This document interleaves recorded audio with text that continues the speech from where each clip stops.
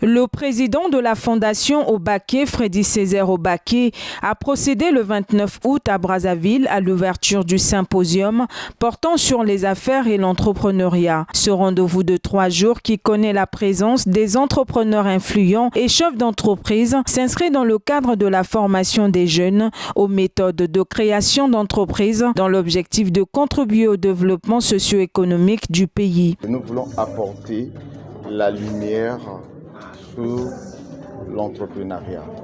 C'est un secteur que dans notre pays est encore vierge. Et nous avons beaucoup de jeunes qui font absolument rien. Mais nous leur apportons cette lumière-là. Entreprendre veut dire faire quelque chose. Mais avant de faire quelque chose, les gens doivent être d'abord formés. C'est ça la clé. Se mettre dans la vision du chef de l'État. Il a parlé de la formation des jeunes. Là, nous sommes en train de former cette jeunesse-là dans le monde des affaires. La jeunesse africaine représente un potentiel extraordinaire. Elle est pleine d'énergie, de créativité, de rêves ambitieux. Pourtant, ce potentiel est menacé par de nombreux défis, le chômage massif, l'accès limité à une éducation de qualité, l'instabilité politique et les pressions économiques qui poussent certains vers l'immigration, voire vers des activités illicites.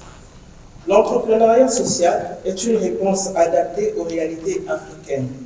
Alors, que faire face à ces défis? Comment transformer cette crise en une opportunité pour la jeunesse africaine? La réponse réside dans l'entrepreneuriat social. L'entrepreneuriat social en Afrique est bien plus qu'une simple initiative commerciale. C'est une force de transformation qui peut résoudre des problèmes socio-économiques complexes. Organisé sur le thème « L'entrepreneuriat créateur de richesse », ce symposium a été marqué par des conférenciers tels que « Comment entreprendre dans un environnement difficile » et l'importance de la vision dans le monde des affaires. Dans le cadre des affaires, nous avons montré tout simplement que toute personne aujourd'hui qui s'engage à travailler, à entreprendre, à s'engager dans le monde des affaires, doit connaître la direction, là où elle veut aller.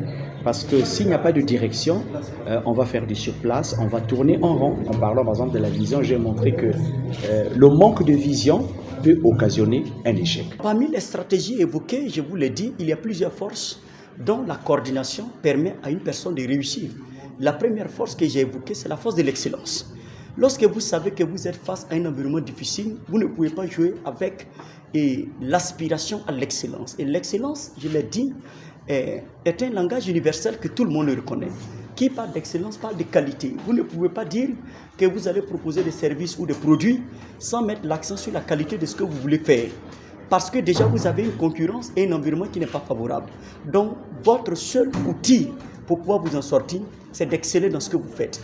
Leur stratégie, on l'a dit, vous devez aspirer à maîtriser les outils de gestion. Une des problématiques que nous avons souvent, c'est que le succès peut venir, on peut commencer à faire le premier chiffre d'affaires, mais est-ce que nous maîtrisons les lois qui gouvernent le management ou alors la gestion dans la vie? Ce moment qui a servi de plateforme d'idées est un cadre d'apprentissage pour les jeunes en quête d'emploi et ceux qui sont porteurs de projets. Il y a eu suffisamment d'éléments qu'on a mis à la disposition des jeunes. D'ailleurs, je félicite les organisateurs de cette activité. C'est ce genre d'activité dont nous avons besoin au Congo, effectivement, pour un assainissement mental. Parce que nous avons grandi dans un système où on attend toujours, on est formaté, de manière à ce que lorsque l'on va à l'école, c'est terminer les 24 années d'études, c'est une fois terminé, c'est attendre qu'on soit recruté soit par l'État.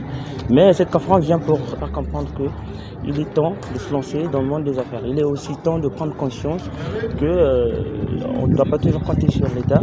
Ce que j'ai retenu, c'est que pour entreprendre, premièrement, il faut d'abord avoir la vision. Parce que la vision nous permet d'avoir la direction. Donc, il faut avoir la direction. Il faut écrire la vision. Parce que les parents s'en vont, l'écrire, il faut avoir. Désormais, je suis capable de me lancer dans l'entrepreneuriat. La Fondation Obaké, qui manifeste sa volonté à contribuer à l'appel du président de la République en cette année dédiée à la jeunesse, a pour objectif d'œuvrer pour le bien-être social.